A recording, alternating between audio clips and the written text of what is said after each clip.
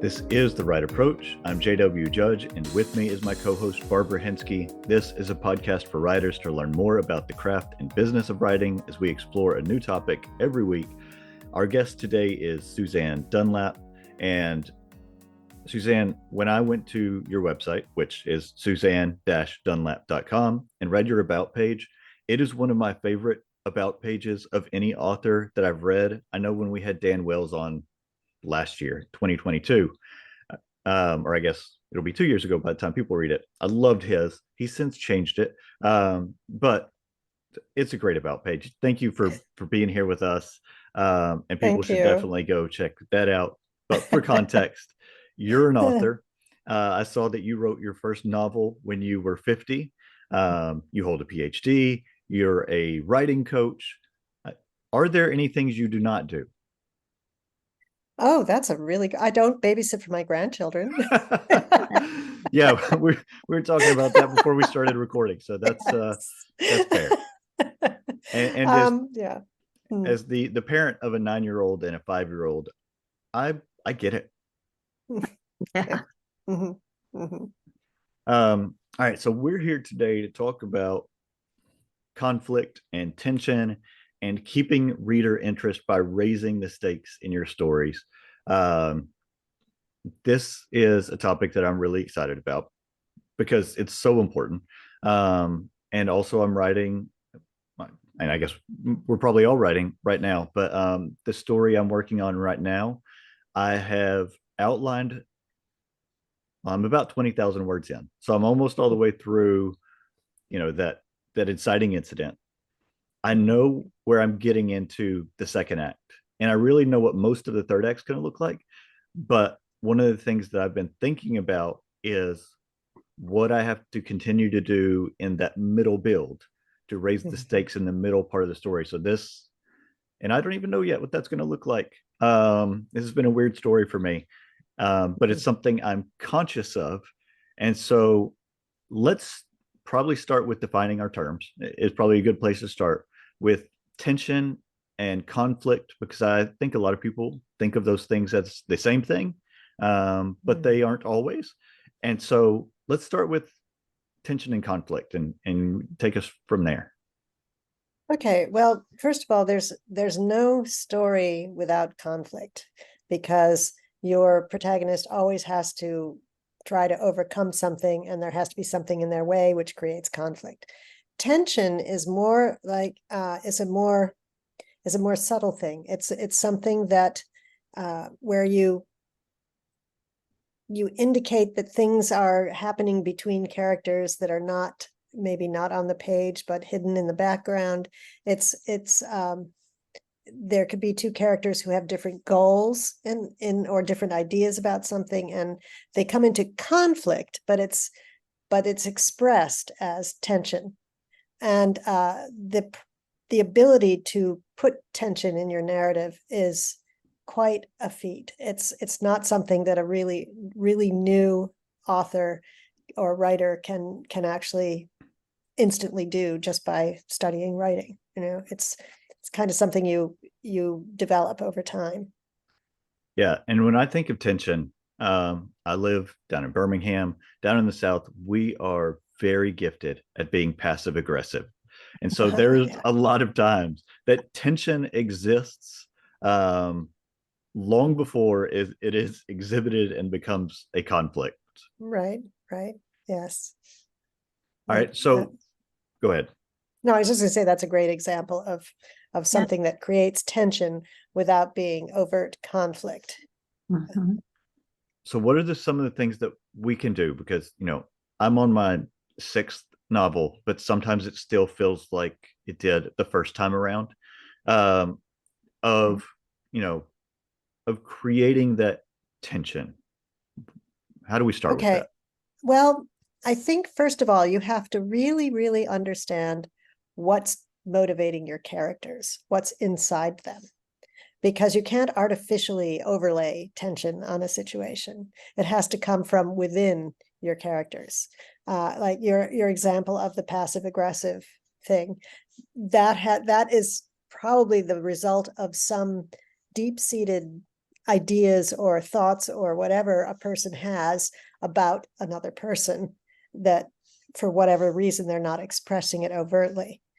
And one of the, I think one of the ways to think about creating tension is in, if you have a dialogue scene, what are the characters not saying?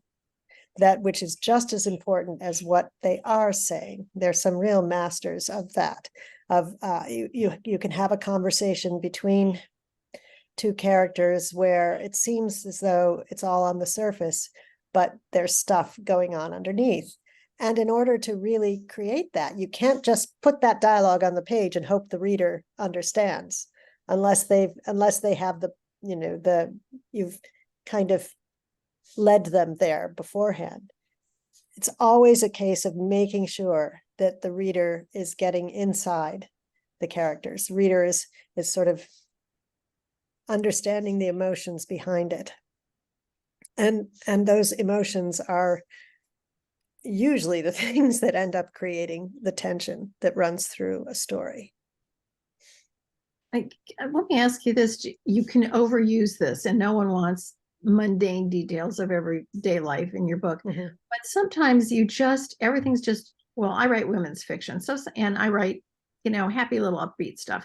So Mm-hmm. sometimes it can just be too rosy, even irritates myself, right? Mm-hmm. So sometimes you can write in one of or two of those everyday things that have all of us looking for, a club or an axe to take to someone. You've been on hold for 45 minutes, trying to clean up something on a credit card or whatever, or trying to cancel an account that you don't want. And then you all of a sudden, you think you're getting transferred one more time and it disconnects you. And it's not a big life event. And maybe it certainly isn't related to the plot, but it's just one way to maybe knock a leg out of the stool under somebody that then sends them forth with less than an optimal ability to deal with some other conflict. But I think you can overuse that. But do you think that sometimes is effective? I would say yes. However, I would take issue with the fact that it has nothing to do with the plot. I think everything that happens in your story has to have some connection to the plot. And there are ways to do that with that kind of circumstance. Maybe the protagonist isn't good with money, say, and has finally worked herself up to making this call, right? And then this happens. So that would be, I mean, it's got to be germane to the character and the plot. And yes, those little things can be very, very frustrating, but and create tension of a kind, but it's interesting because there's two different kinds of tension I think we're talking about here. One is the tension that can exist between two people. Yes. Where there's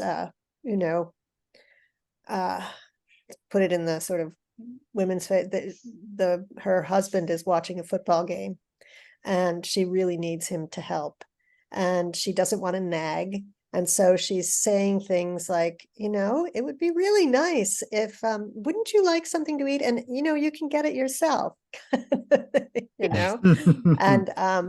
And so it's you can indicate the tension between them and in their relationship by with dialogue that's not saying what she wants to say.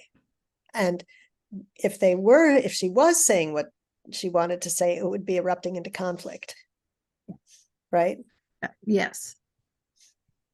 And I want to tie this into conflict and having appropriate stakes and raising the stakes for your story, because stakes can have two problems. They can have more than that, but like broadly speaking, you can have a story that doesn't have high enough stakes, and at the end of it, if the reader gets to the end of it, they're going to be like, oh, nothing happened. And even though things did happen, they just didn't have that, the stakes. And then you can have the problem that if you watch, the Marvel comics movies, you have the problem of you get to the point where everything is a global or galactic Yes. crisis. And the stakes, like you get to the point where you can't raise the stakes any higher because every problem is a problem that is going to either result in the end of the universe or not, which is a different kind of problem. So, and every Yeah. story has to have its stakes, whether it's Barbara's women's fiction or my books where lots of people are getting killed. And they have to be appropriate to the story, but they've got to exist. So what are some things we need to look for to make sure we're doing this appropriately? First of all, I think it goes back to the original conception of your story and your protagonist. Your protagonist has to want something really badly that they can't easily get, and there have to be obstacles in the way. And those obstacles have to keep getting higher and higher and higher until it's keeping on challenging your protagonist until they finally can overcome them or not, as the case may be. So if you build into your characters, your protagonists want something that's important enough, you're going to be able to create the stakes that are appropriate to that. Let me try and think of an example. So a very poor but intelligent young woman really wants to go to law school, or sort of interested in law school. And then something happens, and someone she loves gets into legal jeopardy. And she has to figure out how to get them out of it. So the stakes are not just personal, that she won't achieve her life's goals if she doesn't go to law school, but she also won't be able to help this person and possibly, change their life if she doesn't go to law school. And then that's stakes, but then also what's in her way and how does that keep ramping up? No money. Okay, so she has to figure that out. She gets 2 jobs, whatever. Then there's a certain amount of prejudice against her. There's somebody at the law school who doesn't want her to enroll, right? And so that is it. Then once she gets in there, she can't keep up with the work. Do you see what I'm saying? Where it just keeps escalating higher and higher until the point, and that's not a great example, but it's right off the top of my head. No, I think it's a good example because, Yeah. and I remembered an episode from, as you were telling that, an episode from the TV show The West Wing, where Rob Lowe, his character, meets this woman who, she's an actress that everybody knows now, but I don't think did at that point. But in the TV house, she played Dr. Cuddy, and I just can't remember her name. But she was in law school, and to pay her way through law school, because she didn't come from a family who had means, she was an escort and was a prostitute, for all of these different politicians, and would go to these different events. And Rob Lowe had, on his end, had to contend with his personal feelings about that. But I think it's a really good example of what you were just talking about, of somebody who has something that they want and certainly had obstacles to achieving it, and made the choices that they felt like were necessary for them to do that. And here's the other thing about it being appropriate. It has to be that character, that individual you've created, would actually do that kind of thing. It can't be out of keeping with who they are. So that's why it goes way back to your original conception of your and doing that work to begin with about who this person is, what they want, what their values are, what they care about, that sort of thing. So then if there's a point at which that character is driven to do something that's not in their, that goes against their principles, there also is a point of tension, right? And that moment where they have to decide can be very powerful. I And the think other thing, oh, sorry, go ahead. I was just going to comment that I think that point of tension where you do the uncharacteristic thing, I think that is certainly in media and television and movies, but also in books. I think writers get that wrong all the time. That's takes me out of a story when somebody does something and I go, I wouldn't do that. Nobody, the old example of, I think there's a monster in the basement. Let me go down. Let's go down the basement, right? Yeah. Without a flashlight or, no. Yeah. So that is and on that West Wing episode, I adore West Wing, but I never believed, because I worked my way through law school. And I never once thought, I think it'd be a good idea to be an escort because I probably wouldn't get caught and it probably wouldn't disqualify me if I had a felony on my record for prostitution. Nobody would do that. Yeah. So I thought, for all that brilliant writing, yeah, to me, there is some latitude though in fiction that you have to sometimes push the envelope a little bit. Whether it works or not for every reader is another thing. But here I can give an example from something I was just watching. I don't know if I've seen the series Spinning Out.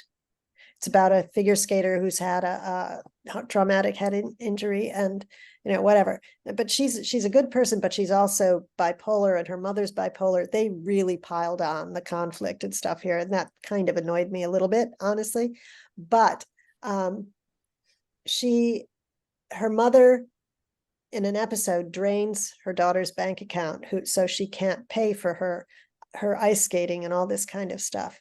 And so she has decided, and this is also a little unbelievable to me, she's in a position where the family of her skating partner, the pairs guy, could pay for everything. They're super rich, but she decides, no, I have to do this on my own, which to me is unbelievable, but having decided that she needs to do this on her own, then her mother drains her bank account. And then she's like, instead of saying, oh God, I guess I can't do it on my own, she has this stash of amphetamines that were prescribed to her because of her for her some or not manic but depressive episodes or something like that. And she decides that she'll sell them to people, that she'll become this drug dealer. And I'm like, no, that doesn't seem like her at all. She's not that person. So, but I totally understand why the people who wrote the series decided to do that. And the question is, if you're writing a novel and so you do something like that, what happens to your reader at that point? Do they go, I don't believe this, and they close the book and stop reading? Probably. Or and again, it depends on your skill and how you've prepared it. If there's something in the beginning that makes it plausible that your protagonist would decide to do something like that, that's different. Yeah. We all make poor choices in life. So that's a relatable thing, but it's so nuanced to make sure everybody thinks, because the reader has to think, oh yeah, based upon what she's doing, I would have done that too, or I get it. And if they don't, it's not going to happen for you.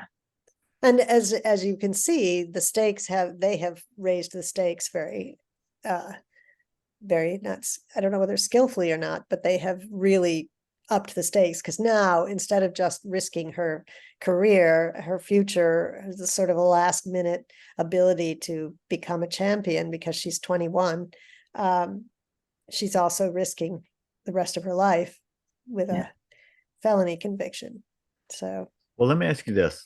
So this is something that I see as problematic in a lot of TV series, and I think it's probably similar in book series, is that the longer a series go, the higher the stakes, the creators often just make the stakes bigger and bigger. And I'll give a really specific example of this. There was a show on television about a decade ago called Sons of Anarchy. It was an FX show, and it's about a motorcycle gang in California.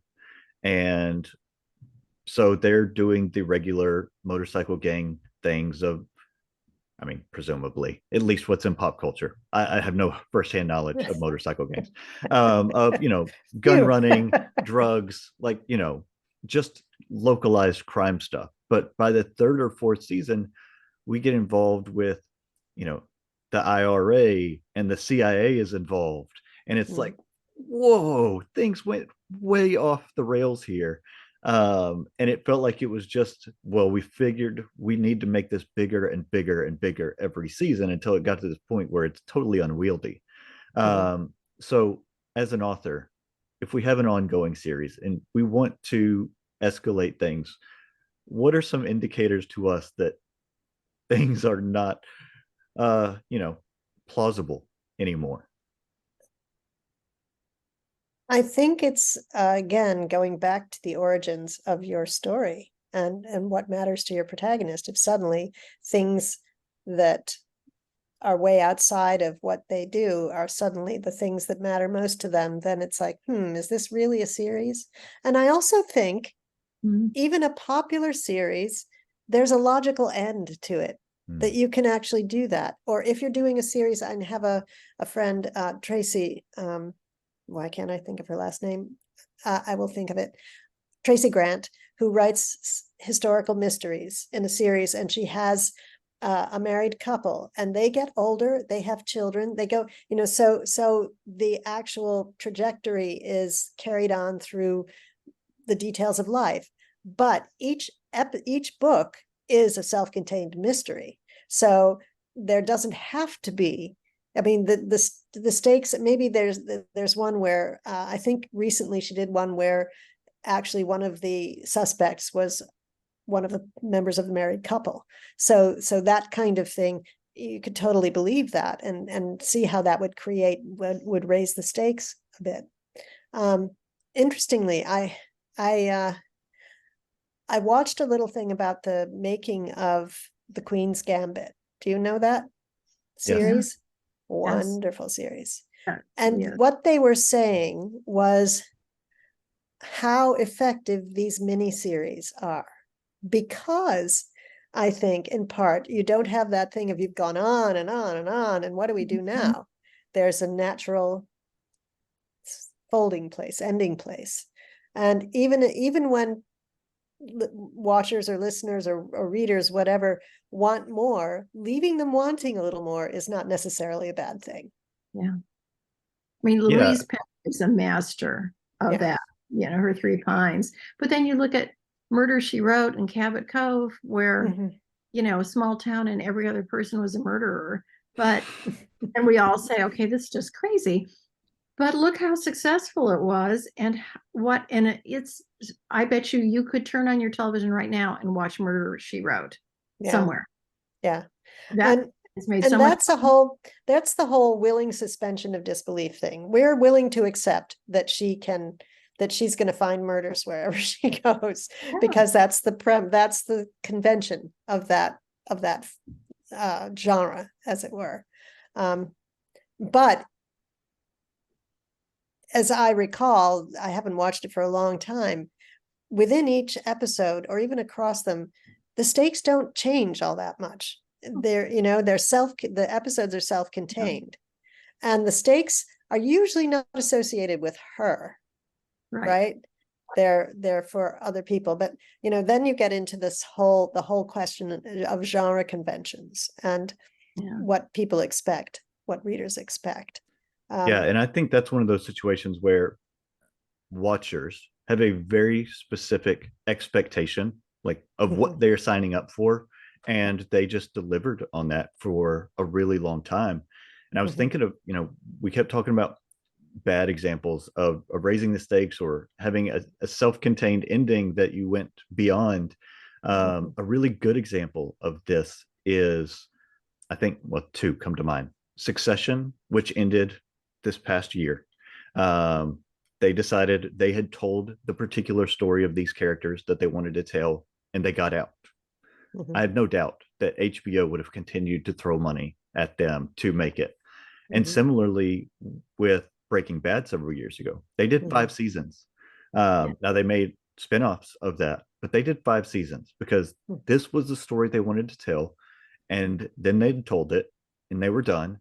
And I'm sure that AMC would have paid them a lot of money, continue to tell, different parts of that story. But the creator and showrunner, he knew like this is the amount of time I need to tell this story. It's 5 seasons, and then we're going to be out. And I think those are, just what you were talking about with miniseries or limited series, of knowing, and certainly with us, whether it's a standalone book and knowing what the story is, and when you're done telling it, that's the end of the book and get out.